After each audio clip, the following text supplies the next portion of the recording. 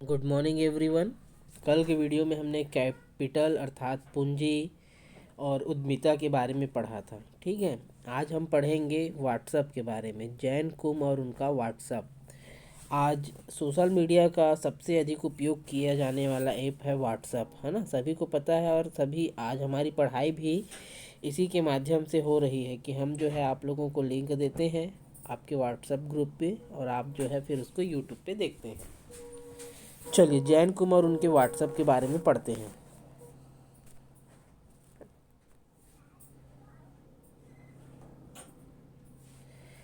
अविभाजित सोवियत रूस में, ठीक है, यहाँ पे दिया है अविभाजित सोवियत रूस में। पहले जो है रूस सोवियत संघ कहलाता था क्योंकि उसके अंतर्गत जो है बहुत सारे देश थे। बाद में 1990 के अंत में क्या हुआ कि ये सोवियत संघ विघटित हो गया क्योंकि बहुत सारे जो देश हैं वो इससे धीरे धीरे क्या हो गए, अलग हो गए।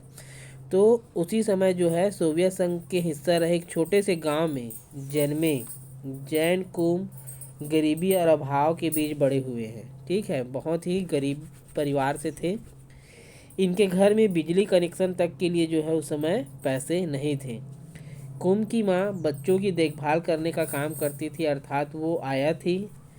कुम दुकानों में झाड़ू पोछा का काम करते और दिन रात इस उधेड़ बुन में लगे रहते थे कि अपने व्यवसाय को कैसे चालू करें।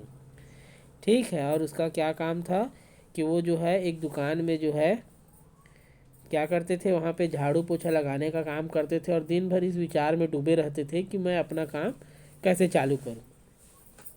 18 साल की उम्र में कुम ने इसी दुकान में काम करते हुए कंप्यूटर नेटवर्किंग की किताब पढ़कर पूरी नेटवर्किंग ही सीख डाली।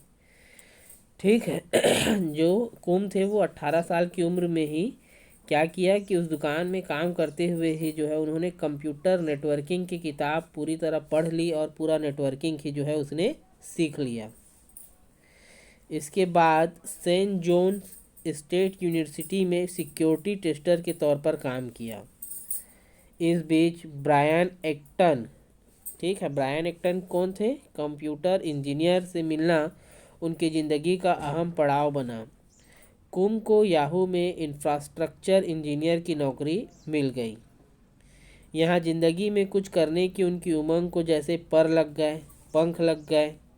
ठीक है, कुम ने सन 2007 में याहू की नौकरी छोड़कर एक आईफोन खरीदा।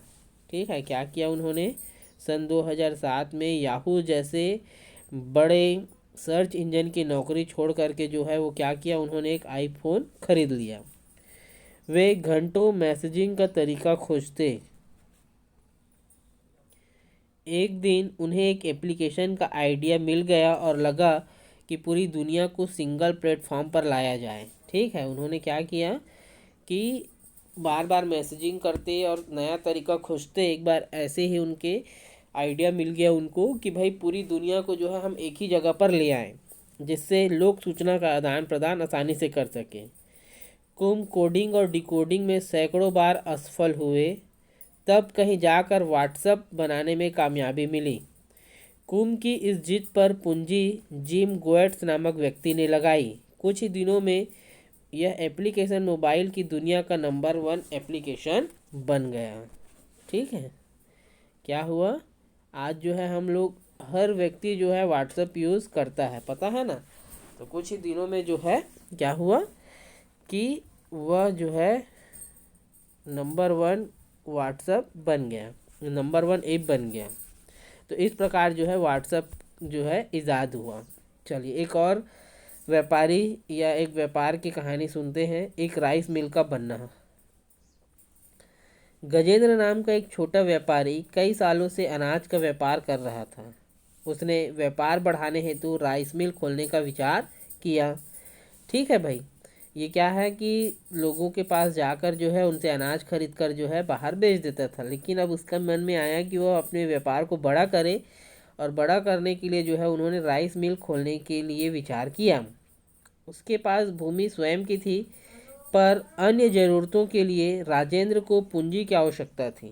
ठीक है, उसके पास तो अपनी ज़मीन थी, लेकिन अब चूँकि ज़मीन बस्ते से ही जो है वो लगाया नहीं जा सकता, तो उसके लिए क्या थी कि उसको पूंजी की आवश्यकता थी, अतः उसने स्थायी पूंजी जैसे भवन, मशीन, फर्नीचर आदि खरीदने के लिए बैंक से ऋण लिया।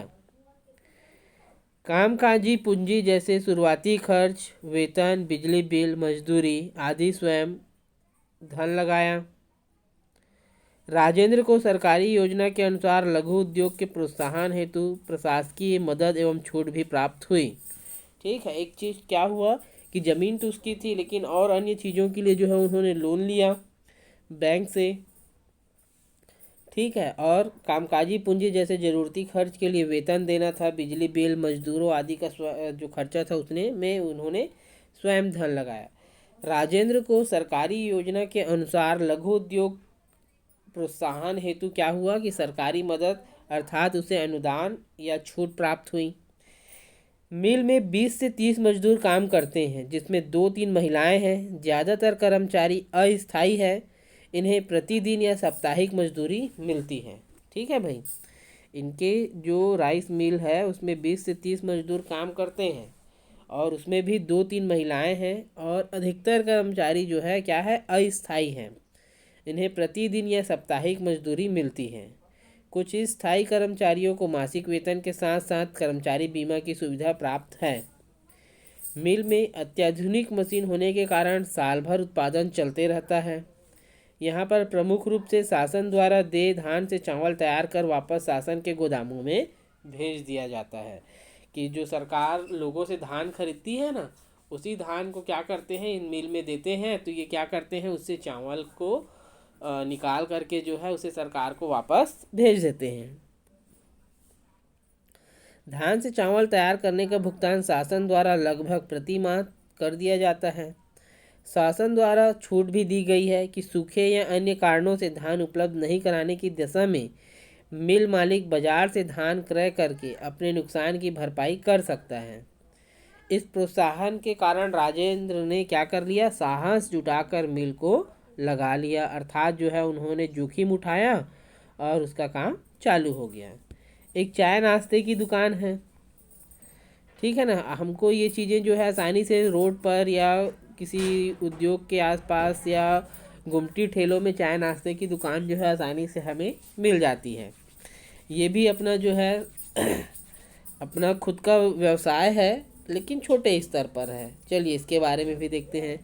रायपुर के एक व्यस्त इलाके में रमेश चाय नाश्ते की दुकान चलाता है। उसने यह जानकारी दी कि वह चाय की दुकान कैसे चला रहा है। ठीक है भाई, जब उससे बात की गई तो उसने बताया, रमेश ने स्थायी पूंजी, ठीक है ना, स्थायी पूंजी और अस्थायी पूंजी के बारे में मैंने बताया हुआ है। तो स्थायी पूंजी क्या है, बर्तन, गैस सिलेंडर, सामग्री रखने के लिए लकड़ी का स्टॉल पर व्यय के लिए जो है उन्होंने कितना 10,000 रुपये की राशि अपने रिश्तेदार से उधार ली और उसे ब्याज दिया।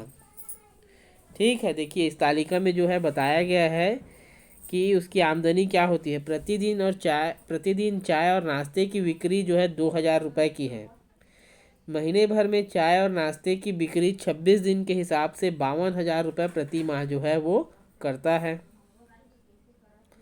खर्चा, भूमि का किराया 3,000, कच्चा माल, दूध, बेसन, तेल आदि का व्यय 24,000। एक कर्मचारी रखा है अपने साथ काम करने के लिए। ठीक है ना, देखिए भूमि किराया 3,000, कच्चा माल जो है 24,000 रुपये खर्च होता है। एक असिस्टेंट रखा है, कर्मचारी रखा, उसको 4,000 रुपये वेतन देता है। बिजली बिल 1,000, कर्ज पर ब्याज भी क्योंकि वो लिया है ना 200 रुपये, और अन्य मरम्मत आदि का व्यय 800 रुपये। अगर इस हिसाब से हम देखें,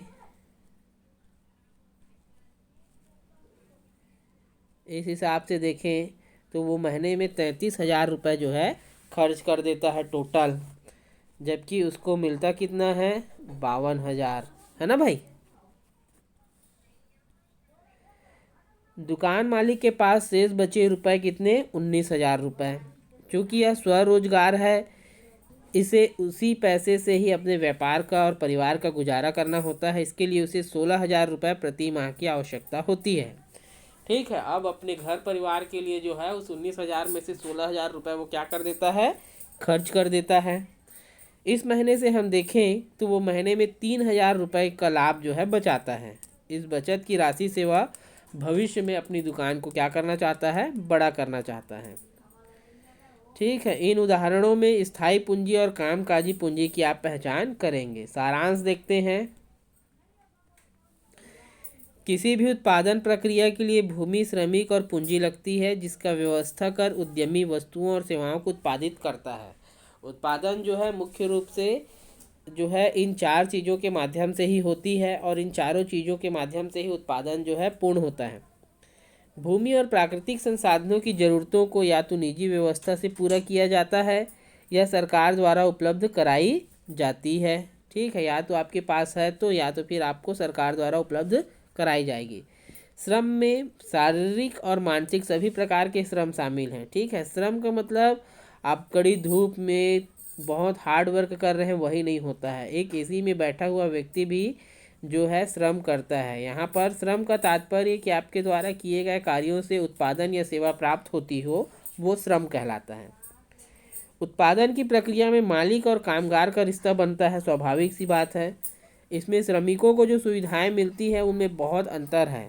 संगठित क्षेत्र के श्रमिकों को स्थायी काम, वेतन और अन्य सुविधाएं मिलती हैं। ठीक है ना, कि जो कंपनी में जो स्थायी कर्मचारी हैं उनको लगातार काम मिलता है और जो है पेमेंट भी अच्छी मिलती है, जबकि असंगठित क्षेत्र के श्रमिक जो है इससे वंचित रह जाते हैं। उत्पादन के लिए पूंजी की आवश्यकता होती है। इसमें हमने भौतिक पूंजी और कामकाजी पूंजी में अंतर समझा। हमने अलग अलग उदाहरणों के माध्यम से उद्यमिता या उद्योग को भी समझा। रायपुर में कई तरह की उत्पादन गतिविधियां होती हैं। ठीक है ना, रायपुर जैसे शहर में जो है उत्पादन की बहुत सारी प्रक्रियाएं हैं। एक तरफ स्टील और अन्य धातु बनाने वाले बड़े कारखाने हैं जो रायपुर और दूसरे शहरों को सामान भेजते हैं। इन्होंने बड़ी मशीनें स्थापित की है और ये अधिकांश असंगठित क्षेत्र के श्रमिकों को काम पर लगाते हैं और थोड़े से उच्च तकनीकी श्रमिकों को भी नियमित नौकरी पर रखते हैं। इसका लाभ ये है कि बहुत कम लोगों को जो है ये सारी सुविधाएं देते हैं, अच्छी सैलरी देते हैं, परंतु अधिकांश काम जो है अस्थायी कर्मचारियों से करते हैं, जिनसे इनके पैसे में बचत होती है। हालांकि इससे जो है कर्मचारियों का जो है नुकसान होता है। ये शहर के बाहरी इलाकों या रिहायशी इलाकों से कुछ दूरी पर स्थित हैं। हमने यह भी गौर किया कि रायपुर तेजी से विभिन्न सेवाओं, कृषि और वन उपज का केंद्र बिंदु बनते जा रहा है। निर्मित वस्तुओं के लिए थोक बाजार तथा शैक्षणिक सेवाएं उपलब्ध कराने वाला शहर भी बन गया है। आज रायपुर जो है छत्तीसगढ़ का सबसे बड़ा शहर माना जाता है और इसने महानगर में भी, रायपुर जो है महानगर में भी शामिल हो गया है। ठीक है बच्चों, ये हमारा कोर्स जो है कंप्लीट हो गया, चैप्टर कंप्लीट हो गया और इकोनॉमिक्स का चैप्टर भी कंप्लीट हो गया। अब हम जो है भूगोल फिर से स्टार्ट करेंगे। कोई भी डाउट होगा तो पूछेंगे। बस ये एक चीज़ें हैं कि आप लोग जो है वीडियो नहीं देख रहे हैं और ना ही डाउट्स पूछ रहे हैं। ज़रूर वीडियो को पूरा देखें। Thank you.